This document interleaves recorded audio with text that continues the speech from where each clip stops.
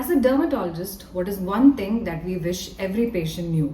Let's find out. എനിക്ക് പേഷ്യൻസിനടുത്ത് പറയാനുള്ള ഒരു പ്രത്യേക കാര്യം, ദയവ് ചെയ്ത് ഒരു ക്വാളിഫൈഡ് ഡോക്ടറിൻ്റെ പ്രിസ്ക്രിപ്ഷൻ ഇല്ലാതെ നിങ്ങൾ മരുന്നുകൾ യൂസ് ചെയ്യരുത്.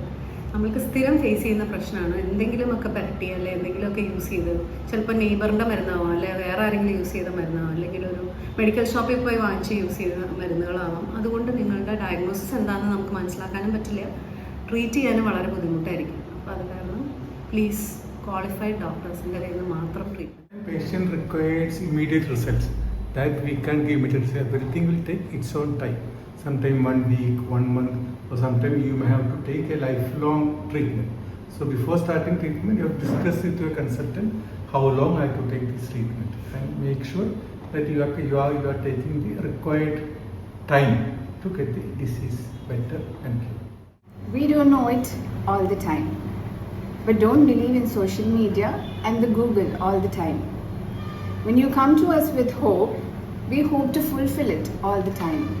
But when things go wrong, we are equally devastated all the time, because we are mere humans and things depend on Almighty all the time. Doctors ഒരിക്കലും അസുഖം കൂടാനുള്ള മരുന്നുകൾ എഴുതാറില്ല. നോർമലി അങ്ങനെയാണ്. പക്ഷെ ചിലപ്പോൾ ഒരു പ്രാവശ്യം ഡോക്ടറെ കണ്ടു കഴിഞ്ഞ് നെക്സ്റ്റ് സിറ്റിംഗ് വരുമ്പോൾ ചിലപ്പോൾ അസുഖം കൂടിയിട്ടുണ്ടാവും. അപ്പോൾ പേഷ്യൻസ് അത് ബെയർ ചെയ്യാൻ പറ്റണം. എന്ന് വെച്ചാൽ നമ്മൾ ആ അടുത്ത പ്രാവശ്യത്തേക്ക് വരുമ്പോൾ കൂടുതൽ ചിലപ്പോൾ അസുഖം കൂടുന്നതായിരിക്കും. പക്ഷെ നമ്മൾ എപ്പോഴും ഒരു ട്രീറ്റ്മെൻറ്റിനോട് കുറയണമെന്നില്ല. അത് പേഷ്യൻസ് എപ്പോഴും മനസ്സിലാക്കണം.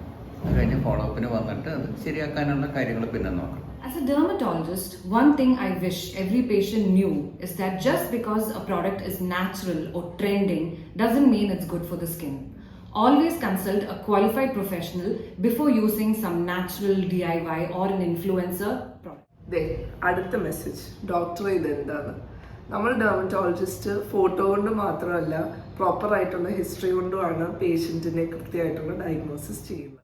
പേഷ്യൻ്റ് ഒരു അസുഖമായിട്ട് വരുമ്പോൾ ചില കാര്യങ്ങൾ പേഷ്യൻ്റ് അറിയണം. ആദ്യത്തത്, ഈ രോഗത്തിനെ പറ്റി പേഷ്യൻറ്റിന് ഡോക്ടർ പറഞ്ഞു കൊടുക്കണം. ആ രോഗിക്ക് ഉണ്ടാവുന്ന സംശയങ്ങൾ ഡോക്ടർ തീർത്തു കൊടുക്കണം. രണ്ടാമത്തെ കാര്യം, ഈ അസുഖം മരുന്നുകൊണ്ട് ഭേദാവോ ഇല്ലേ എന്നുള്ള കാര്യം കൃത്യമായിട്ട് പറഞ്ഞു കൊടുക്കണം. മരുന്നുകൊണ്ട് ക്യൂർ ചെയ്യോ അതോ മരുന്നുകൊണ്ട് കൺട്രോൾ ചെയ്യോ അതോ മരുന്ന് കൊടുത്താലും ഗുണം ഉണ്ടാവില്ലേ എന്നുള്ള കാര്യങ്ങൾ മുഴുവനും പറഞ്ഞ് മനസ്സിലാക്കണം. 3, എത്ര കാലം നമ്മൾ ഈ ചികിത്സ കൊണ്ടുപോകും. ചില അസുഖങ്ങൾ ഒരിക്കലും ഭേദാവാത്തതാണ്. അത് വന്നും പോയിരിക്കും. അപ്പോൾ അത് പേഷ്യൻസിന് മനസ്സിലാക്കി കൊടുക്കണം. അല്ലെങ്കിൽ പേഷ്യൻസിന് കുറേയധികം കൺഫ്യൂഷൻ ഉണ്ടാവും.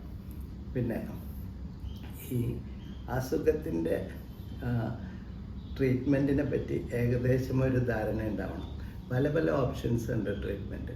പല മരുന്നുകളും പല രോഗങ്ങൾക്കും കൊടുക്കുന്നതാണ്. അപ്പോൾ ചില രോഗങ്ങൾ കൊടുക്കുന്ന മരുന്നുകൾ വേറെ ചില രോഗങ്ങൾക്കും കൊടുക്കാൻ സാധ്യതയുണ്ട്.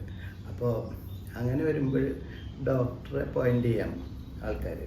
അപ്പോൾ അത് രോഗിനെ പറഞ്ഞ് മനസ്സിലാക്കേണ്ടതാണ്.